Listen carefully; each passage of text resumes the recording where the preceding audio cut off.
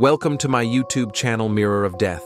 The first time I saw my father after his death was 3 days after the funeral. We'd buried him in the small cemetery behind St. Mary's Church, the same place his parents were buried, under the old maple tree that always leaked sap like the tree was bleeding.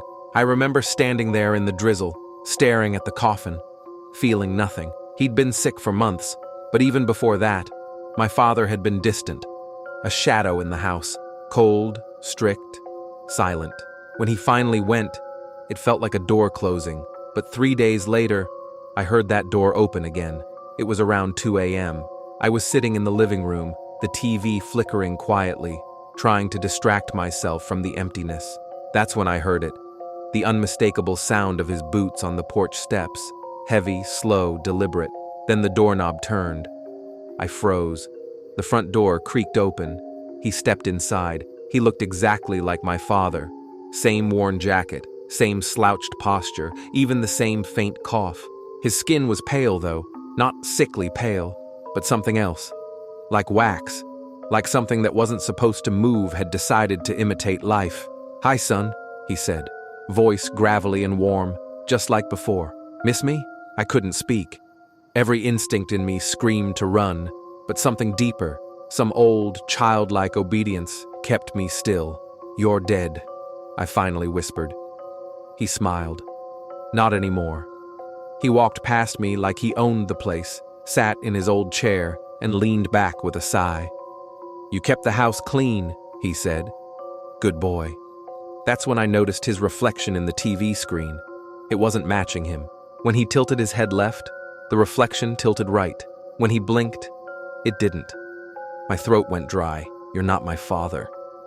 He turned his head slowly toward me. "I am whatever you remember me as," he said, his smile widening too far. "You wanted me back, didn't you?" He stood and moved toward me, the light flickering as he passed. I stumbled backward, tripping over the coffee table.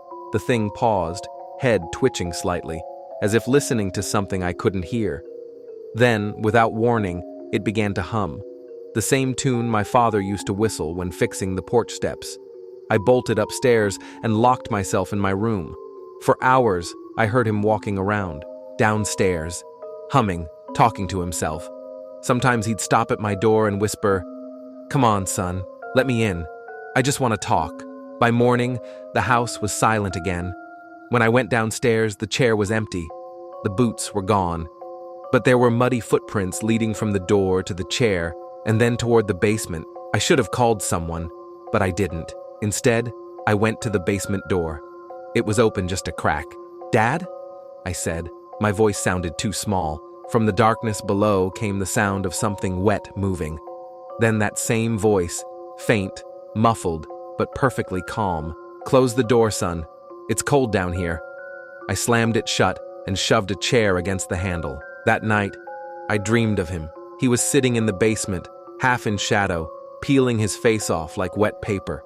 Underneath wasn't blood or bone, just another face, softer, unfinished, waiting to dry. He looked up at me with empty sockets and whispered, "It doesn't fit right yet." I woke up to knocking. 3 soft knocks, coming from beneath the floor. I didn't sleep for the next 2 nights. Every time I tried, I'd hear his voice through the vents, humming, whispering my name. Once, I thought I saw him outside, standing by the maple tree in the yard, head tilted up toward my window. I started drinking just to stay numb. A week later, I called Pastor Reynolds, the one who did the funeral. I told him everything. He listened quietly, then said, "That's not your father, son. Sometimes when we grieve hard enough, something else answers instead." "What do I do?" I asked. "Don't let it in," he said. "Whatever happens, don't speak to it again." That night, I burned my father's old clothes, his chair, his boots, everything that reminded me of him. I thought it would end there. But as the fire burned, I heard something from the woods behind the house. Laughter. Low, broken laughter. Then his voice again, closer this time. "You can't burn what's already part of you." The lights in the house flickered and died. I grabbed my phone, turned on the flashlight, and backed toward the front door.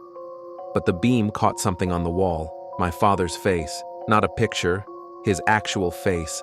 stretched thin across the plaster like skin on wet clay. His eyes rolled toward me, mouth twitching. "Help me, son," it said. "It won't come off." I screamed and ran. I didn't stop until I reached the road, barefoot and shaking. The police found nothing in the house. No footprints, no signs of forced entry, just the smell of earth and something faintly metallic. I moved out the next day. That was 6 months ago.